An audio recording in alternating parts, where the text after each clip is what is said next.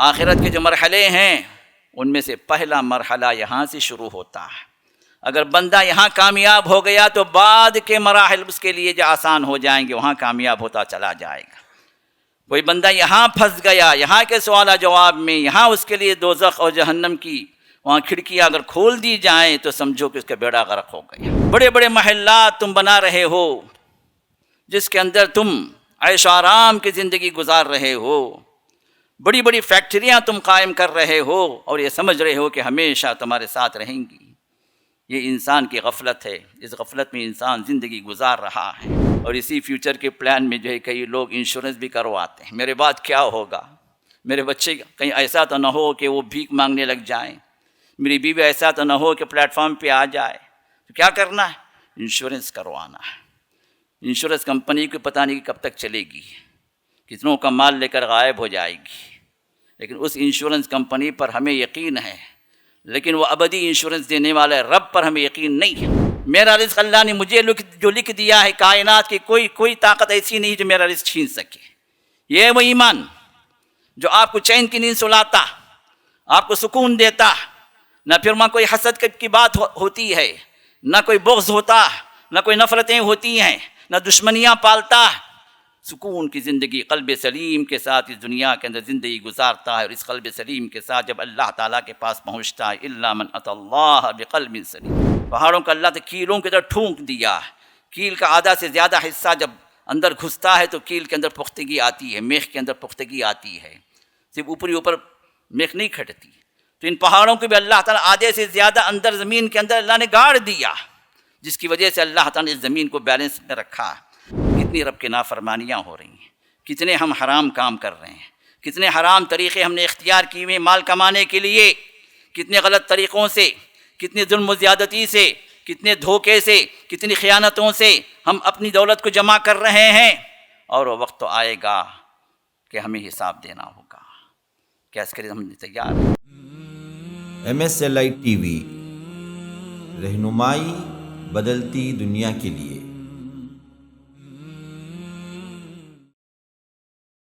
ان الحمد للہ نحمده ونستعینه ونستغفره ونؤمن به ونتوکل علیہ ونعوذ باللہ من شرور انفسنا ومن سیئات اعمالنا، من يهده الله فلا مضل له ومن يضلل فلا هادي له، ونشهد أن لا إله إلا الله وحده لا شريك له، ونشهد أن محمدًا عبده ورسوله.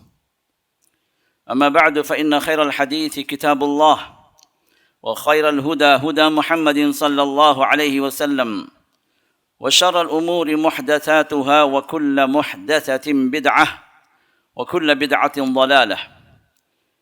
أيها المسلمون، فقد قال الله عز وجل في كتابه: أعوذ بالله من الشيطان الرجيم، ونفخ في الصور فصعق من في السماوات ومن في الأرض إلا من شاء الله، ثم نفخ فيه أخرى فإذا هم قيام ينظرون۔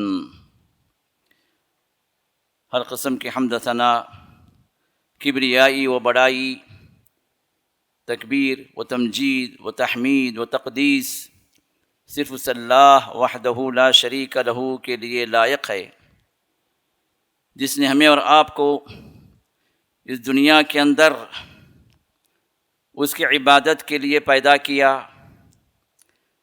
آخرت کے لیے محنتیں کرنے کے لیے اس دنیا میں بھیجا، اس کی عبادت اور اس کی نبی کی پیروی کے ذریعے سے وہ ابدی کامیابی اللہ نے ہم سب کے لیے رکھی، جو جنتوں کی شکلوں میں، وہاں کی ابدی نعمتوں کی شکلوں میں اللہ ہم سب کو عطا فرمائیں گے انشاءاللہ۔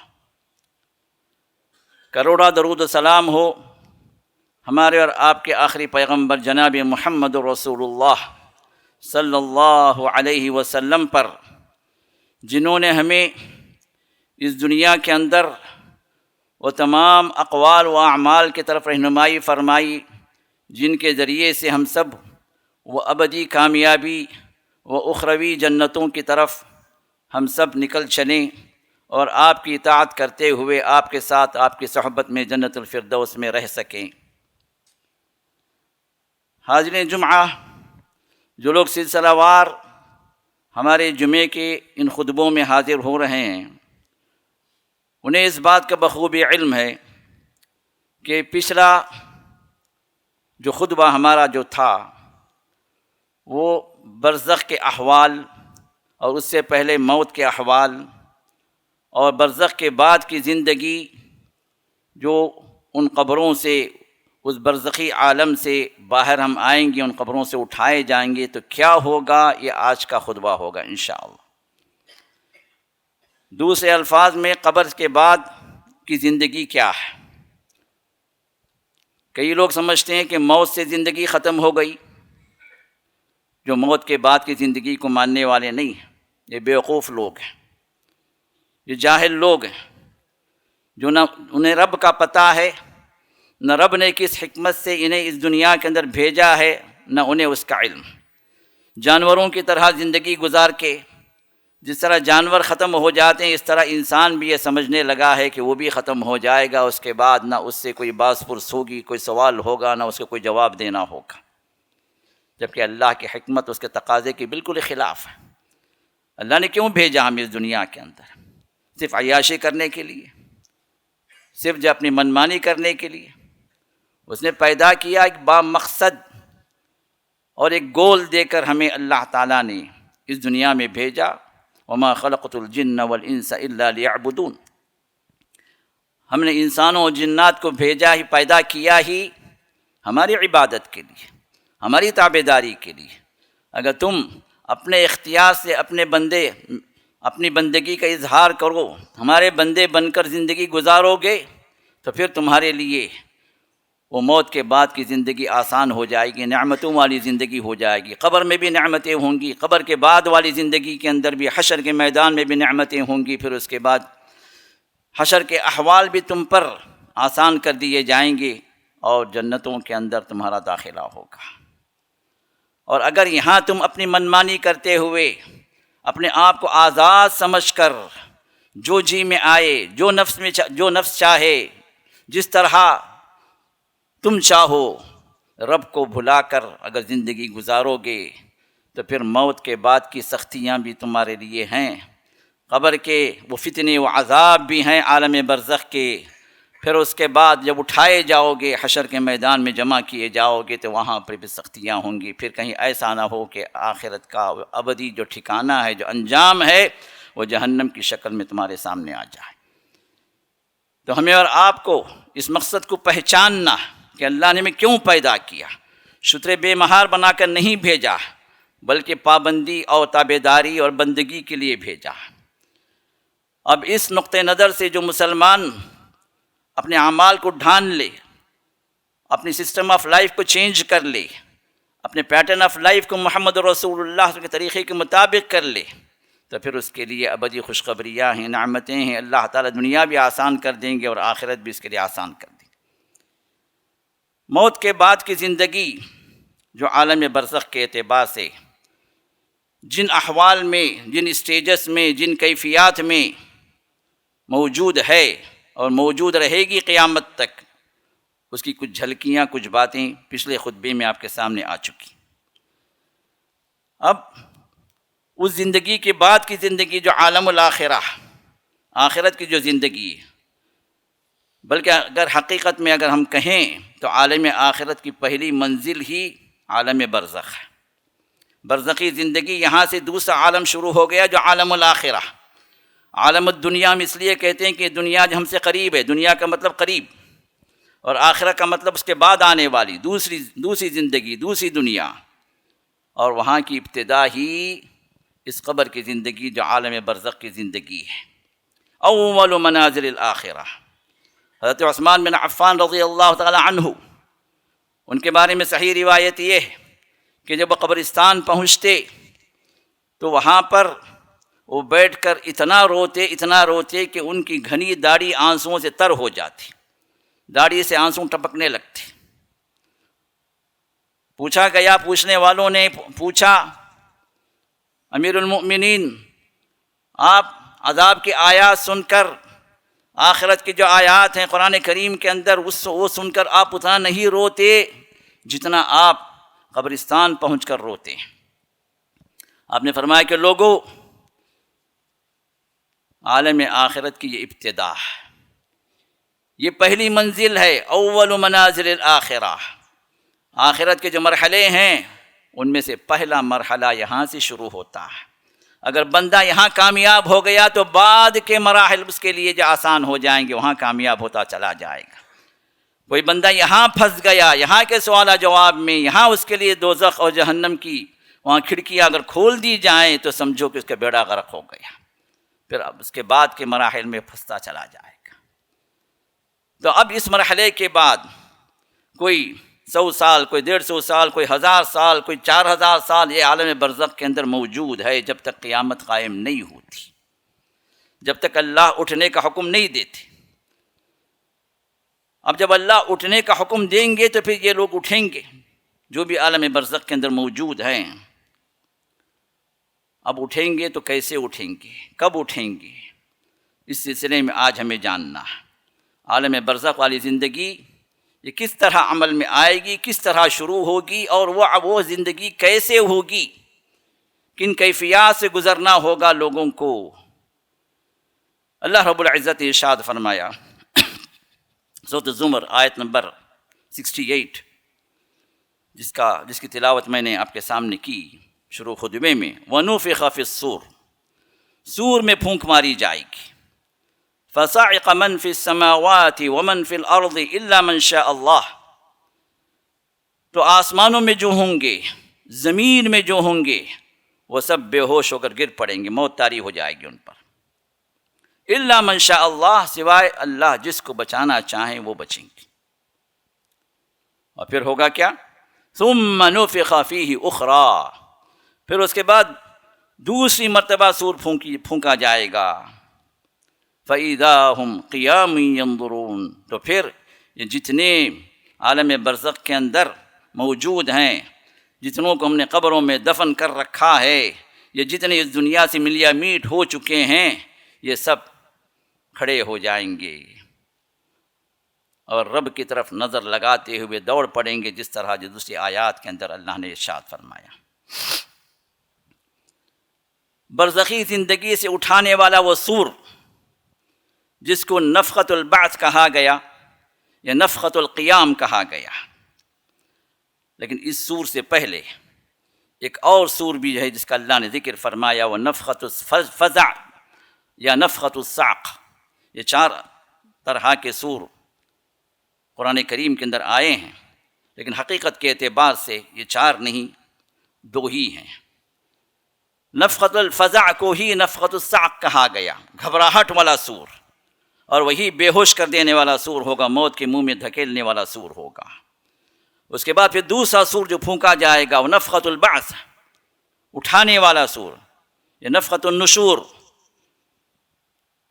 پھر سے اللہ کے حضور کھڑا ہونے والا یہ سور ہے، اور اسی کو نفخۃ القیام بھی کہا گیا، رب کے حضور جو سب بستہ کھڑے ہوں گے اس سور کے بعد۔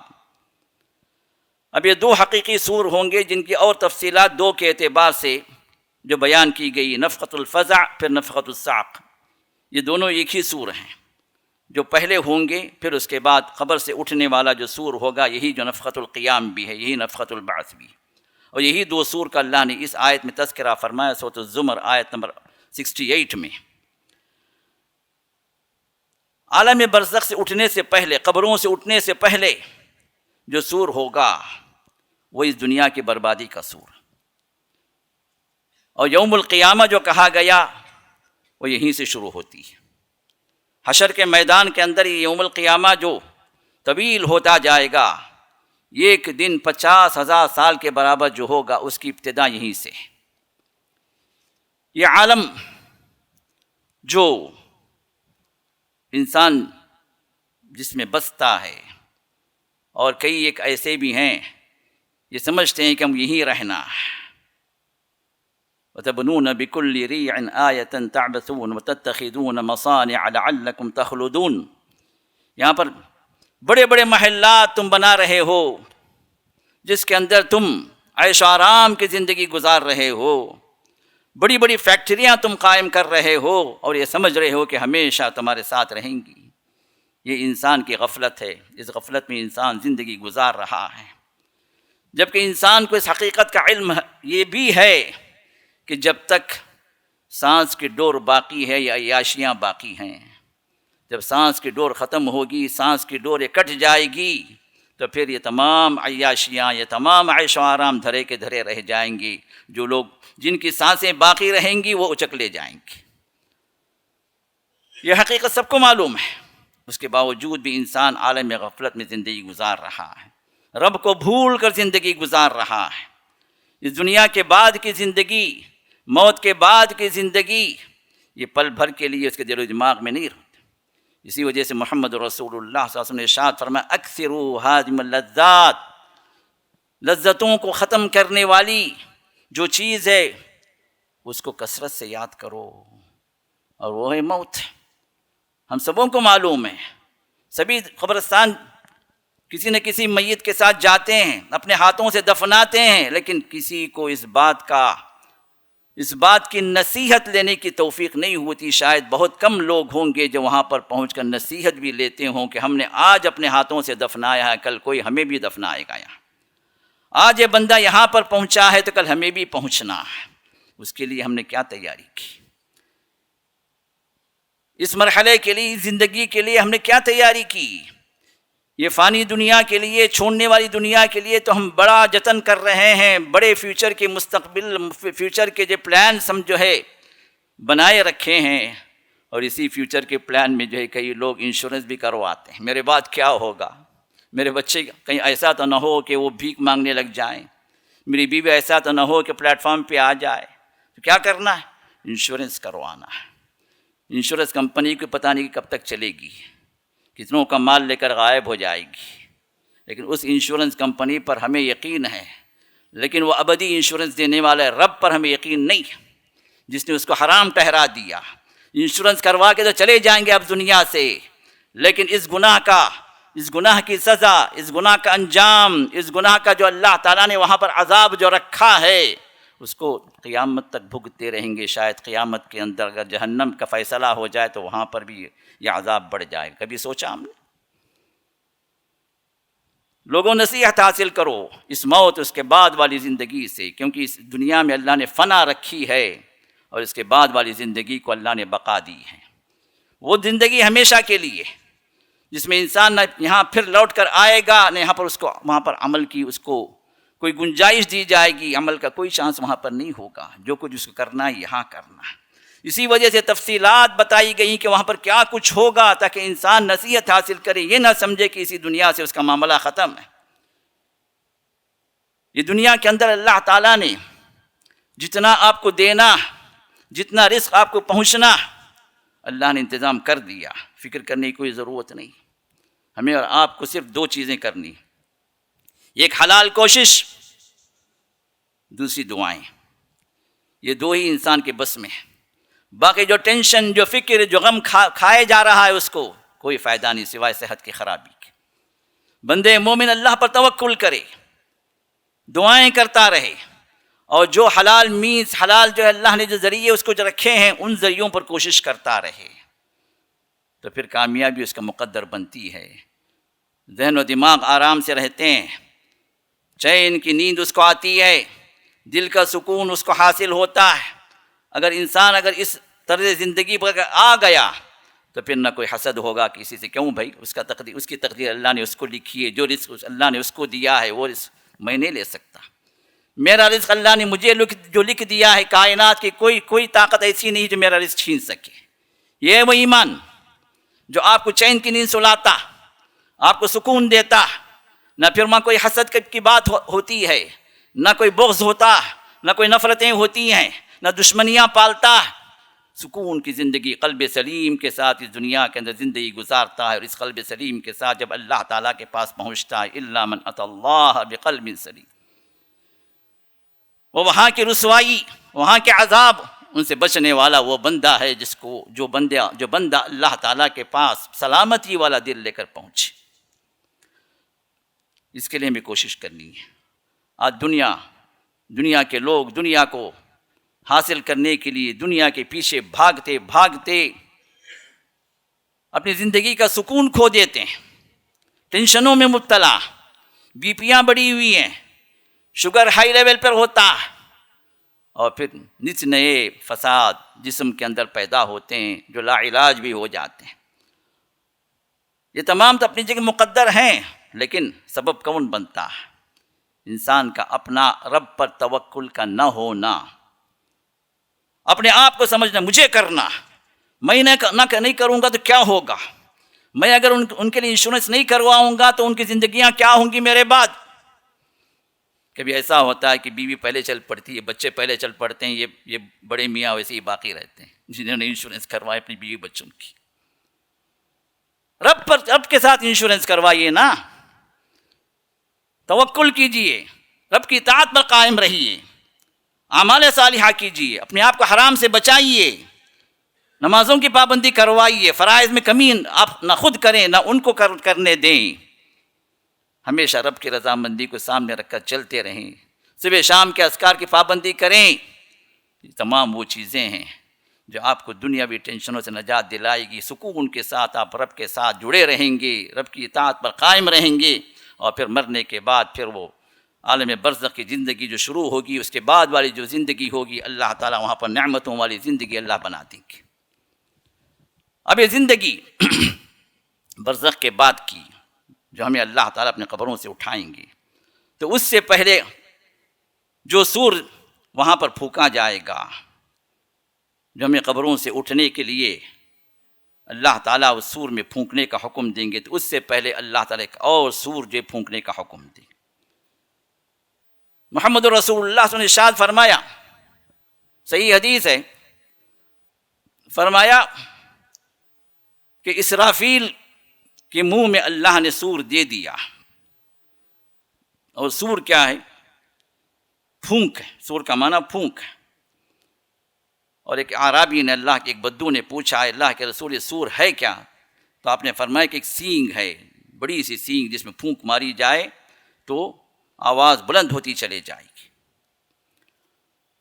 اور اتنی بلند ہوگی کہ لوگوں کے کلیجے پھٹ جائیں گے، اتنی خوفناک چیخ ہوگی۔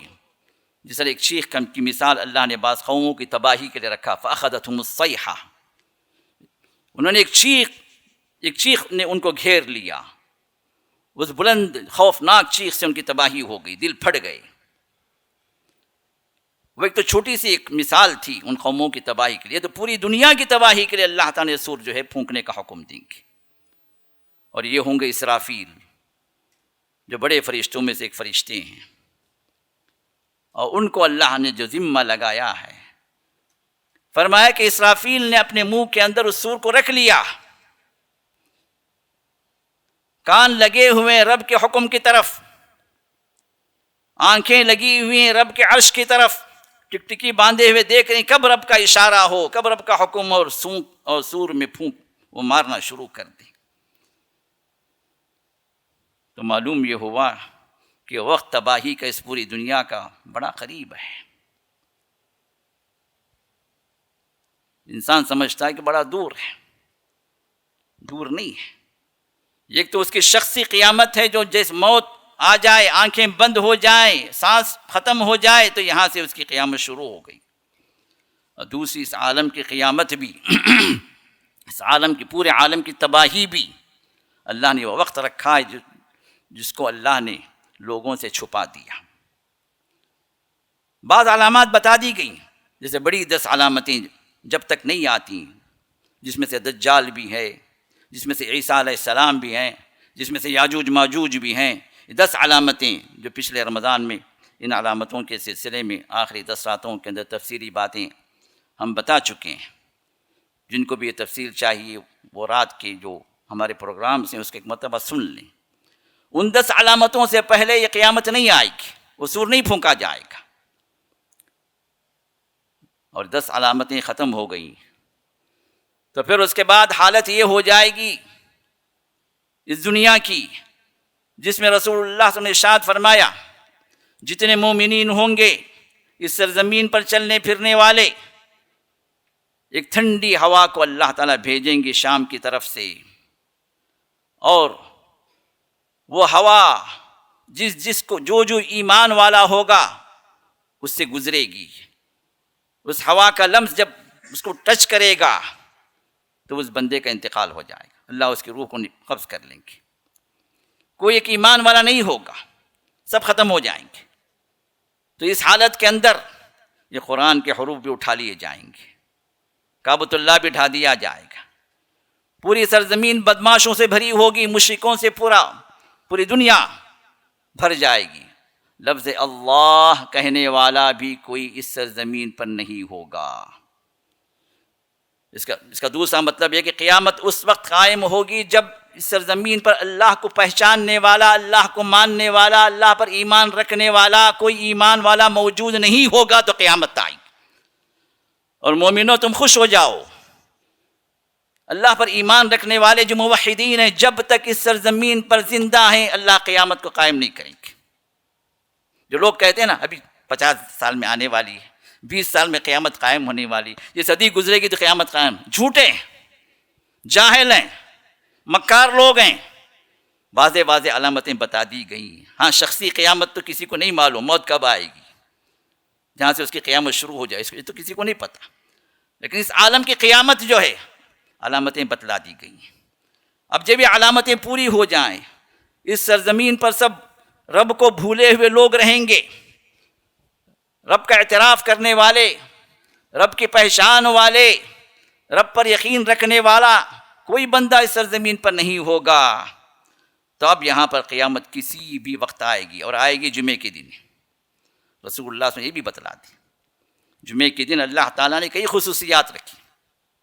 ان خصوصیات میں رب نے آدم کو اسی دن پیدا کیا، اسی دن زمین پر اتارا، اہبط فیہ ثم تیب علیہ، پھر اسی دن ان کو توبے کی توفیق بھی ہوئی، توبہ بھی قبول کی گئی۔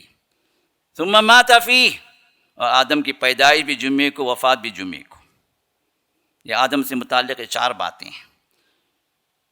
پھر رسول اللہ صلی اللہ علیہ وسلم نے ارشاد فرمایا اسی دن فیہ قیام الساعہ، قیامت کا قائم ہو جانا، یہ دنیا کی بربادی شروع ہو جانا، یہ بھی اسی دن ہوگا۔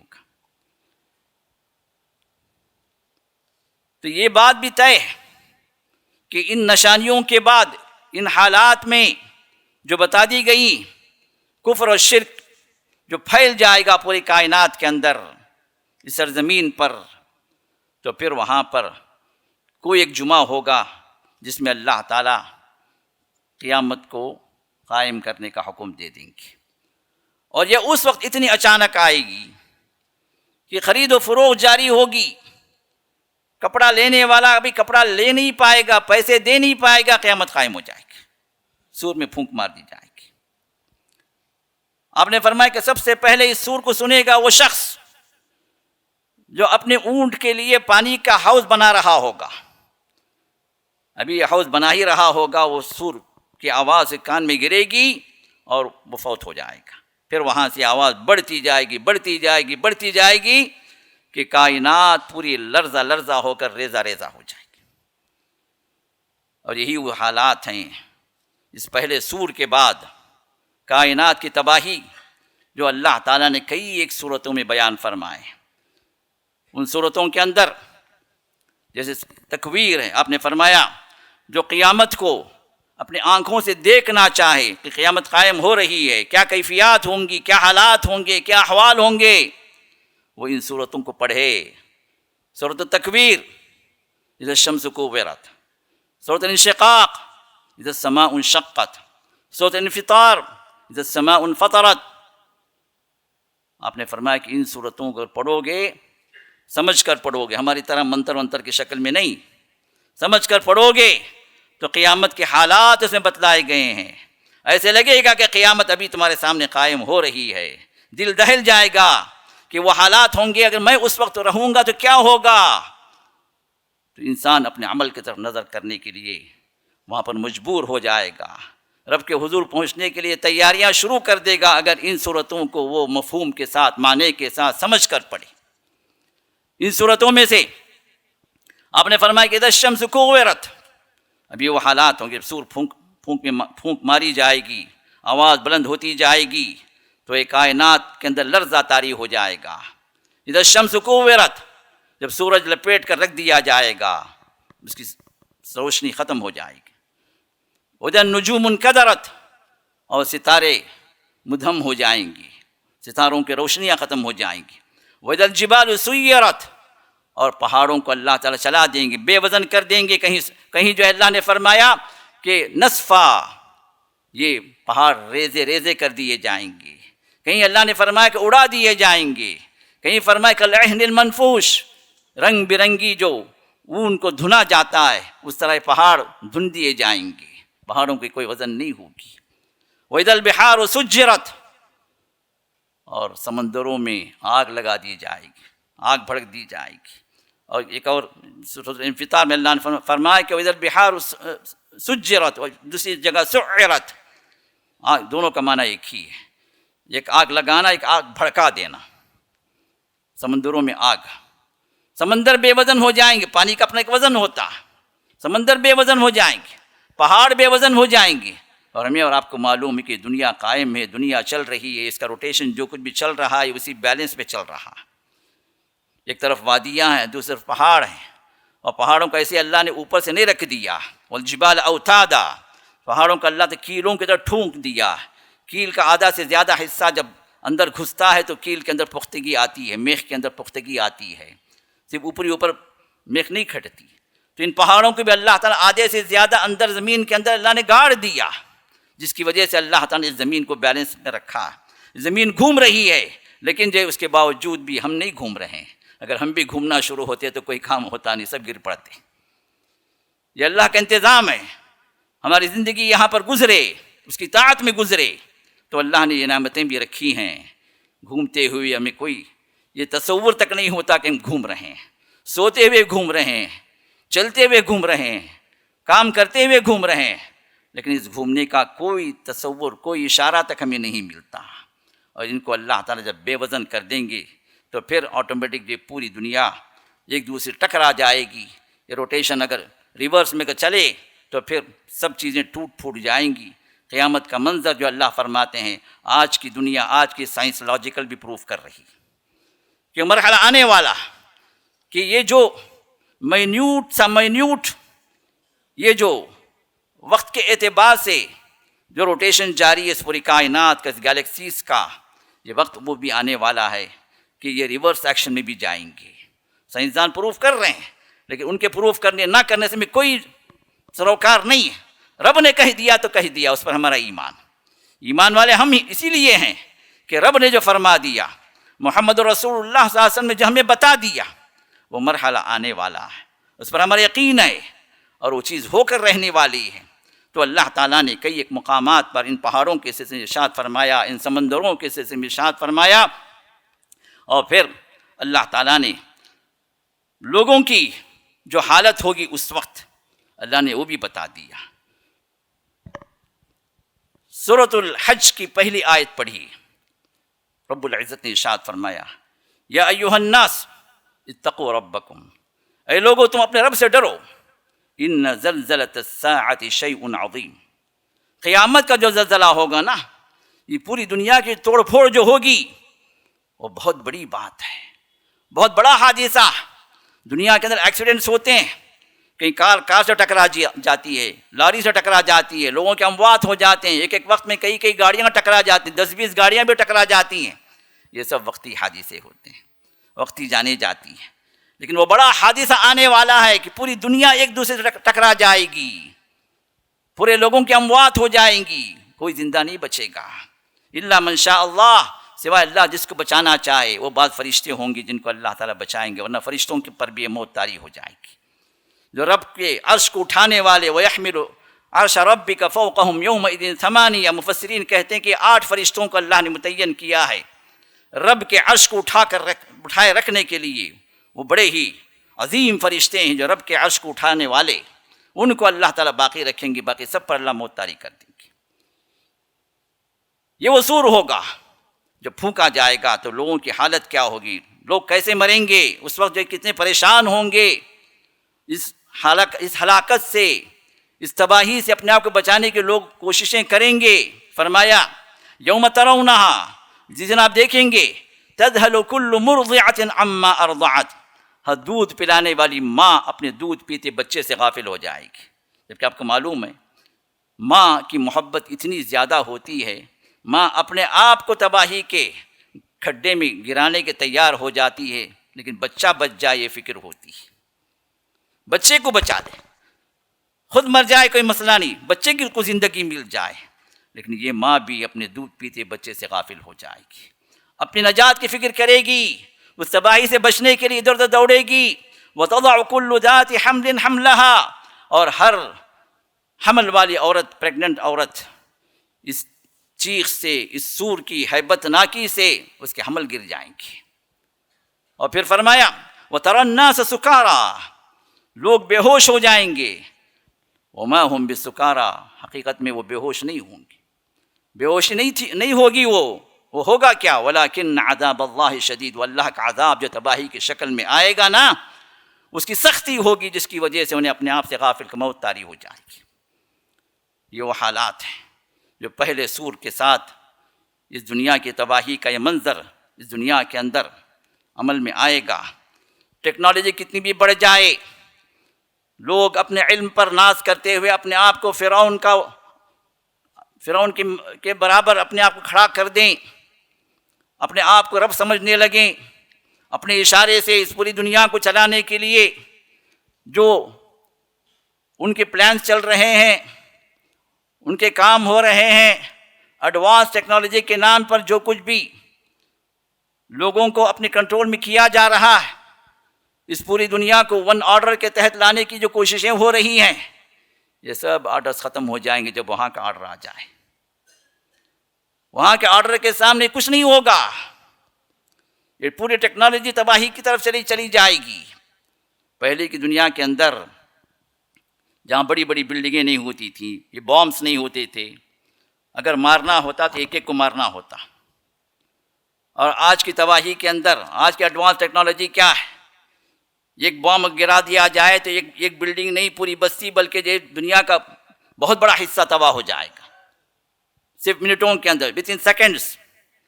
جب انسان کی ٹیکنالوجی اتنی بڑھ جائے تو رب کی ٹیکنالوجی کتنی بڑی ہوگی. کن فیکون، تباہی کا اللہ حکم دے دیں گے، پوری کائنات تباہ ہو جائے گی، پوری دنیا ختم ہو جائے. جتنے سانس لینے والے اس دنیا زمین پر، جتنے انسان ہوں گے، جن ہوں گے، شیاطین ہوں گے، چرند ہوں گے، پرند ہوں گے، جانور ہوں گے، جو بھی ہوں گے، سب ختم ہو جائیں گے. اب یہ وقت ہوگا جس میں اس دنیا میں کوئی نہیں ہوگا، وہ وقت آنے والا. اور یہاں پر اللہ تعالیٰ، یہاں پر تو لوگ اپنی اپنی بادشاہی کے، تانا شاہی کے جو نعرے لگاتے ہیں نا، ہم بڑے ہیں، ہمارے کنٹرول میں سب کچھ ہے، ہمارے حکم پر، ہمارے اشارے پر دنیا چلتی ہے.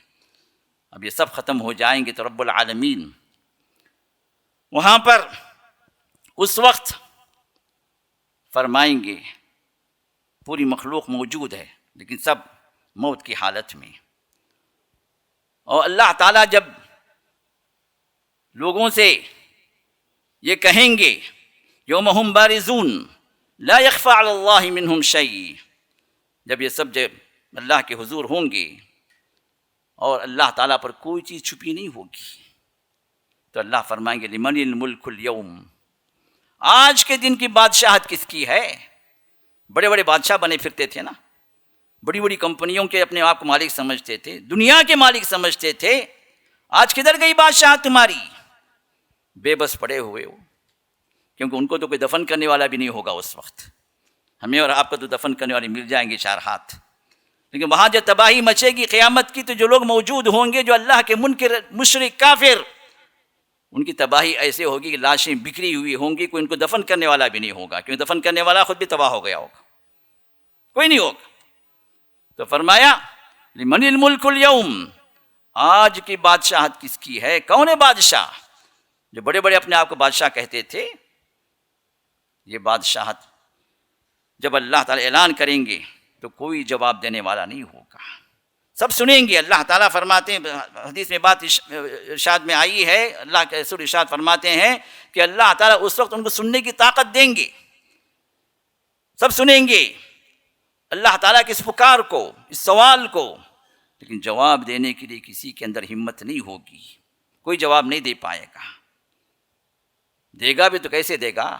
اپنے آپ کو بادشاہ سمجھتے تھے نا، اپنی منمانیاں کرتے تھے، کوئی اپنے دل کا بادشاہ بنا ہوا تھا، کوئی اپنے مزاج کا بادشاہ بنا ہوا تھا، کوئی اپنی سلطنت کا بادشاہ بنا ہوا تھا، کوئی اپنے خاندان کا بادشاہ بنا ہوا تھا۔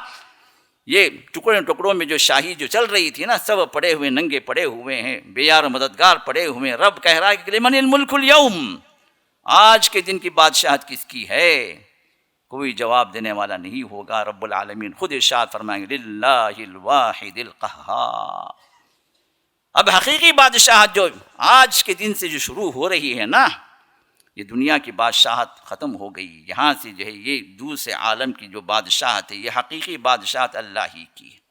یہاں پر کوئی شاہ نہیں ہے، سب فقیر ہیں۔ یا ایھا الناس انتم الفقراء الی اللہ، اے لوگو تم سب کے سب اللہ کے فقیر ہو۔ واللہ هو الغنی الحمید، غنی اگر ہے، بے نیاز اگر ہے، قابل تعریف اگر ہے، تعریفوں کا حقدار اگر ہے تو صرف وہ اللہ تعالیٰ۔ اب اللہ فرمائیں گے آج کی بادشاہت للہ الواحد القہار، اس ایک اللہ کے لیے آج کی بادشاہت ہے جو بڑا قہر والا ہے۔ اب یہاں پر دودھ کا دودھ، پانی کا پانی سب کے سامنے آنے والا ہے، ہر ایک کا عمل اس کے سامنے پیش کیا جائے گا۔ ذرہ ذرہ بھی اگر جو ہے وہاں پر اس نے نیکی کی ہے تو اس کا بدلہ بھی اس کو دیا جائے گا۔ تنکے کے مطابق اگر انسان نے برائی کی ہے، وہ برائی بھی حاضر کی جائے گی، اس کا بھی اس کو بدلہ دیا جائے گا۔ یہ قہر اللہ تعالیٰ کا یہاں پر ظالموں کے ساتھ رہے گا۔ تو یہ دن اللہ تعالیٰ وہاں پر لائیں گے۔ پھر اس کے بعد دوسرا جو اس تباہی کے بعد دوسرا جو سور پھونکا جائے گا، یہ اٹھنے والا سور ہوگا۔ یہ ہے نفخۃ البعث، عالم برزخ سے اٹھانے والا سور ہوگا۔ اسی کو نفخۃ القیام بھی کہا گیا، رب العالمین کے سامنے کھڑا ہونے والا سور ہوگا۔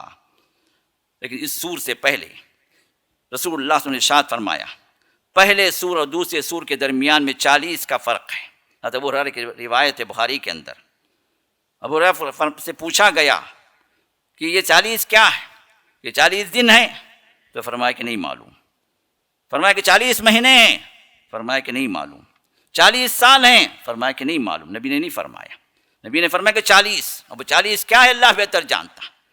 تب 40 کا فرق ہوگا، پہلے سور میں، یہ ہلاکت والے سور میں، اور دوسرا جو اٹھانے والے سور میں 40 کا فرق ہے۔ ہو سکتا ہے 40 دن ہو سکتا ہے 40 ہفتے ہوں، 40 مہینے ہوں، 40 سال ہوں، کیا 40 ہے وہ اللہ بہتر جانتے۔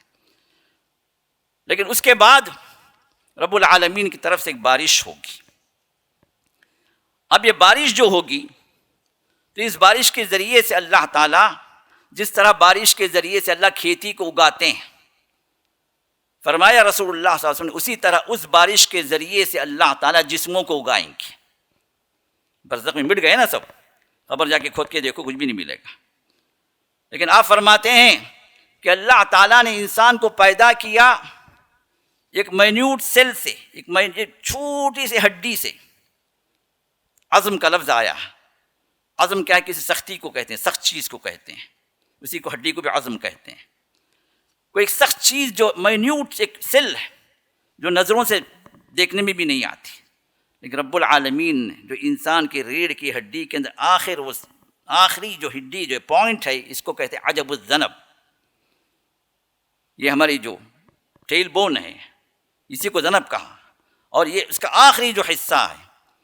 حدیث میں بات آتی ہے کہ اللہ نے ہر انسان کی پیدائش اسی سے کی، اور انسان مٹ جاتا ہے، تباہ ہو جاتا ہے، جانور کھا لیتے ہیں، راکھ ہوا میں اڑا دی جاتی ہے، پانی میں بہہ جاتا ہے، مٹی کے اندر دفن ہو کے سب پورا سڑ جاتا ہے، گل جاتا ہے، کوئی چیز باقی نہیں رہتی۔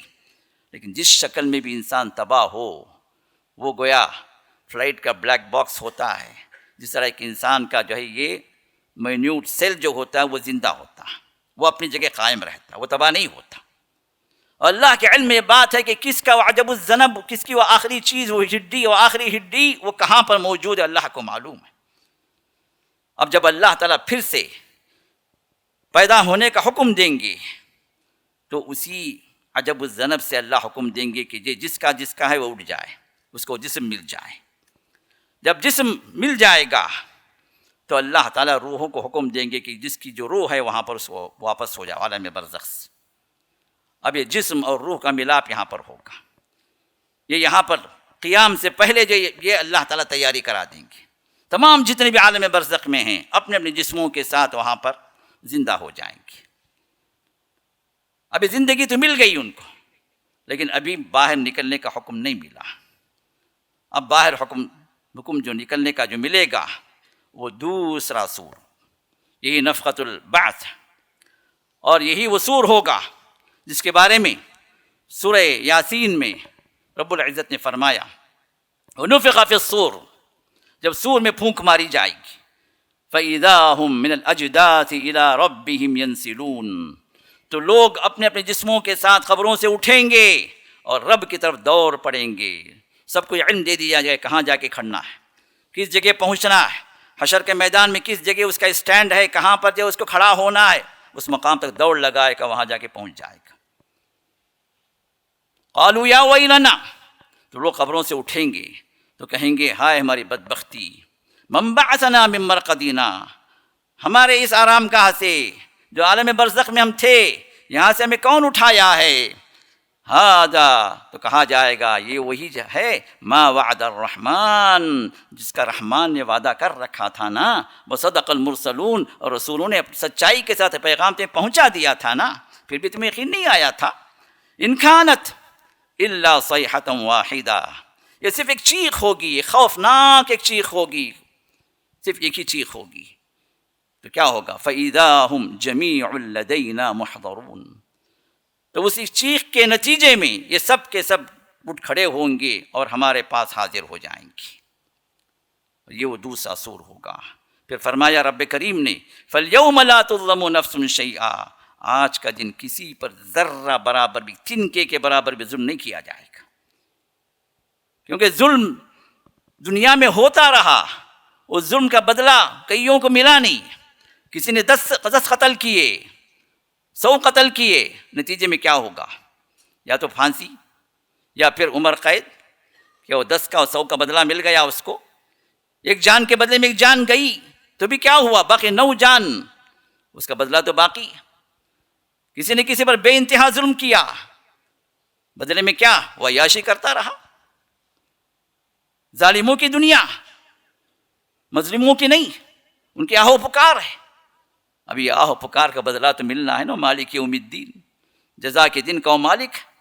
یہاں پر جزا کا فَالْيَوْمَ لَا تُظْلَمُ نَفْسٌ شَيْئًا وَلَا تُجْزَوْنَ إِلَّا مَا كُنْتُمْ تَعْمَلُونَ، اور یہاں پر تمہیں بدلہ وہی دیا جائے گا جو تم کرتے چلے آئے، تمہارے اعمال کا بدلہ یہاں پر ملے گا. اور جب وہ نکلیں گے یوم یخرجون من الاجداث سراعا کأنہم الی نصب یوفضون.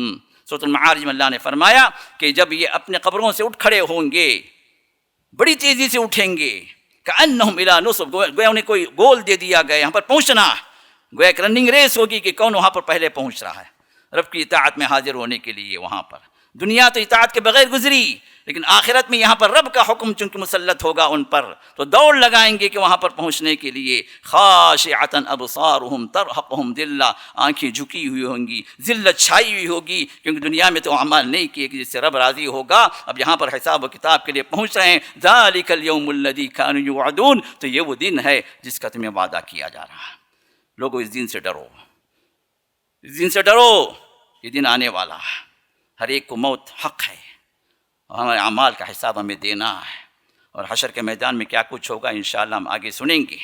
لیکن اب یہ اٹھنے کی جو کیفیات جو بیان کی گئی، تو اٹھتے ہوئے جو حالت جو ہوگی، تو اس میں جو ہے حضرت عائشہ کی روایت ہے، سن کر ہم اپنی بات کو ختم کرتے ہیں. حضرت عائشہ رضی اللہ تعالی عنہا یہ جب سنتی ہیں رسول اللہ صلی اللہ علیہ وسلم سے، صحیح حدیث ہے، فرمایا کہ یحشر الناس یوم القیامہ، قیامت کے دن لوگوں کو اٹھایا جائے گا، لوگوں کو جمع کیا جائے گا. حالت کیا ہوگی؟ جس طرح بچہ اپنے ماں کے پیٹ سے نکلتا، ننگا،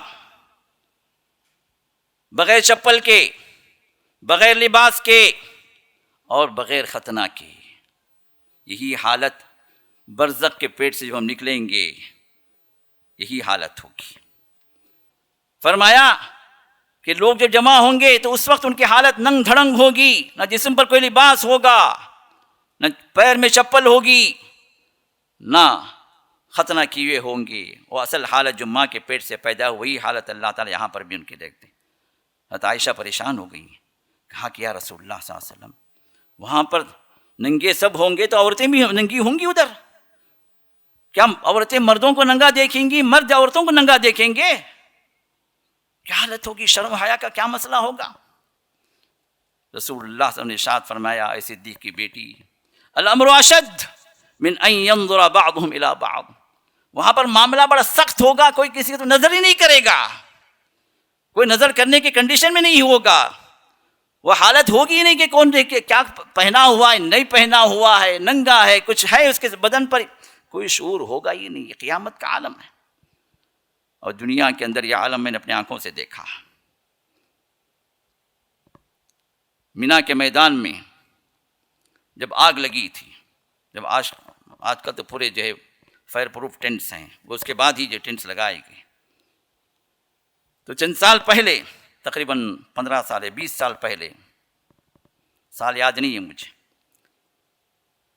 مینا کے میدان میں اس وقت کپڑوں کے ٹینٹ ہوا کرتے تھے، آگ لگ گئی، آگ اتنی بھڑکی کہ کئی 100 ٹینٹ جو جل گئے، کئی لوگ جل کر مر گئے، اور وہاں پر جو بسیں جو کھڑی ہوئی تھیں، لوگ بیٹھے ہوئے تھے بسوں کے اندر، وہ بسیں جو ہے جلنا شروع ہوئیں، اور آٹومیٹک ڈورز جو تھے وہ جام ہو گئے، نکل نہیں پائے، کئی لوگ بسوں کے ساتھ جل گئے۔ ایسے وقت میں میں بھی تھا اس وقت حج پہ، ایسے وقت میں اپنے آپ کو بچانے کے لیے آگ لگی ہوئی ہے، کپڑوں میں آگ لگ گئی، لوگ اپنے احرام کو اتار کر پھینک کر ننگے دوڑ رہے، کسی کو ہوش نہیں کہ ننگا، کسی کو یہ ہوش بھی نہیں کہ ننگا بھاگ رہا ہے، کیونکہ اس کو بھی بچنا ہے، اس کو بھی بچنا ہے، وہ بھی ننگا یہ بھی ننگا۔ اللہ اکبر۔ اللہ نے دنیا کے اندر ایسے مناظر کو اللہ رکھ دیتے ہیں تاکہ آخرت کا بندہ یاد کر لے۔ تو اس لیے وقت آنے سے پہلے ہمیں اپنے آپ کا محاسبہ کرنا، اپنے آپ پر نظر ثانی کرنا۔ ہم دنیا میں کتنے ڈوب گئے ہیں، کتنی رب کے نافرمانیاں ہو رہی ہیں، کتنے ہم حرام کام کر رہے ہیں، کتنے حرام طریقے ہم نے اختیار کیے ہوئے مال کمانے کے لیے، کتنے غلط طریقوں سے، کتنے ظلم و زیادتی سے، کتنے دھوکے سے، کتنی خیانتوں سے ہم اپنی دولت کو جمع کر رہے ہیں، اور وہ وقت تو آئے گا کہ ہمیں حساب دینا ہوگا۔ کیا اس کے لیے ہم تیار ہیں؟ میں نے پچھلی مرتبہ یہ سوال کیا، ہر ایک کو اپنا محاسبہ اس طرح کرنا ہے۔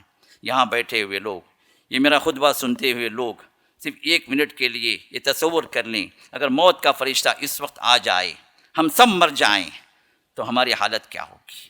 کیا ہم رب کے سامنے اپنے اعمال کی جواب دہی کے لیے کہ ہم تیار ہیں؟ کہ اس حالت میں اگر ہم مر جائیں تو کیا ہمیں جنت ملے گی؟ اس حالت میں مر جائیں تو کیا رب کے عذاب سے محفوظ ہو جائیں گے؟ کیونکہ موت کسی کو بول کر نہیں آتی، یہ اللہ کا راز ہے۔ اگر یہ راز اگر اس وقت عمل میں آ جائے، اللہ کا حکم ہو جائے کہ ہم سب مر جائیں، تو ہم میں کا کون ہے جو رب کے حضور تیار ہو؟ جب کہ حضور اپنا حساب دینے کے لیے تیار کھڑا ہو جائے، کوئی تیار ہے ہم میں سے؟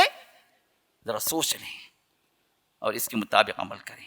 اللہ تعالیٰ ہم سب کو توفیق عطا فرمائے، اللہ تعالیٰ ہم سب کو رب کی طرف واپس پلٹنے کی وہ سعادت اللہ نصیب فرمائے۔ موت کے آنے سے پہلے اللہ تعالیٰ ہم سب کو توبے کی توفیق دے دے، ہمارے اعمال کو سدھار دے، ہمارے عقیدوں کو سدھار دے، شرک سے اللہ تعالیٰ ہم سب کو بچا لے، ہمارے گھر والوں کو بچا لے، اور اللہ کی جنتوں میں داخل ہونے والے اللہ ہم سب کو بنا دے۔ اور جس طرح اس مبارک مسجد میں، اس مبارک محفل میں جمع اللہ نے کیا ہے اپنے فضل و کرم سے، اللہ تعالیٰ ہم سب کو اپنی جنتوں میں بھی جمع فرمائے، آمین یا رب العالمین۔ بارک اللہ لنا ولکم فی القرآن العظیم ونفعنا وإیاکم بالآیات والذکر الحکیم، انہ تعالی جواد کریم ملک بالرؤوف رحیم رب حلیم۔ السلام علیکم ورحمۃ اللہ وبرکاتہ۔ کہ آپ لوگوں کو خوشخبری دینا ضروری سمجھتا ہوں، وہ یہ کہ کئی لوگوں کو تو اطلاع مل گئی کہ الحمدللہ 7 والی زمین کا رجسٹریشن ہو چکا ہے، الحمدللہ جو 1200 اسکوائر فٹ انشاءاللہ اس مسجد میں شامل کی جائے گی ایکسٹینشن میں انشاءاللہ باذن اللہ۔ تو کارروائی اس کی مکمل ہو گئی، اور جو لوگ آکوپائڈ تھے وہاں پر وہ لوگ بھی الحمدللہ خالی کر دیے، ڈیمولیشن کا ورک بھی الحمدللہ شروع ہو چکا ہے۔ تو انشاءاللہ چند مہینوں کے اندر وہاں پر اس مسجد کا ایکسپینشن ہو جائے گا۔ تو گراؤنڈ +2 کا ابھی فی الوقت ہمارے پاس پلان ہے، کیونکہ اپروول کے اعتبار سے بڑا مسائل چلتے ہیں، تو انشاءاللہ اب اس کے لیے ہم آگے بڑھ رہے ہیں۔ تو مسجد کی تعمیر کے اعتبار سے اب جو بھی پاک نفوس اس کے لیے آگے بڑھنا چاہتے ہیں ان کے لیے ابھی دروازہ کھلا ہے۔ تو اس میں انشاءاللہ ہمارا پروگرام یہ ہے کہ چونکہ گراؤنڈ پلس 2 1200 اسکوائر فیٹ کا، یہ 3600 اسکوائر فیٹ کا سمجھیے کہ جب اس وقت ہم تعمیر کے اعتبار سے ہم نے پلان بنایا ہوا ہے، تو یہ ایک مربع قدم 1 اسکوائر فیٹ 3000 روپے، اور ایک مسلح 8 اسکوائر فیٹ کا ایک مسلح جو ہے 24000 روپے یہ جو ہے ہم نے متعین کیا ہے۔ اب جو جس استطاعت کے اعتبار سے آگے بڑھنا چاہتے ہیں اللہ تعالیٰ توفیق عطا فرمائے، تو آپ لوگ آگے بڑھیں۔ جو بھی QR کوڈ کے ذریعے سے یا بینک کے ذریعے سے مسجد کے ایکسپینشن میں حصہ لینا چاہتے ہیں، یا کوئی ہمارا آفس پہنچ کر جو ایک اپنا عطیہ دینا چاہتے ہیں، ان کے لیے الحمدللہ اللہ نے دروازہ کھول دیا ہے، اور چند مہینوں کے اندر انشاءاللہ اللہ سے امید ہے کہ یہ بھی انشاءاللہ تعمیر ہو جائے گی، اور انشاءاللہ اگلے رمضان سے پہلے انشاءاللہ ہم وہاں پر بھی نماز پڑھنے والے انشاءاللہ بن جائیں گے۔ اللہ ہم سب کو توفیق عطا فرمائے۔ جزاکم اللہ خیرہ، بارک اللہ فیکم۔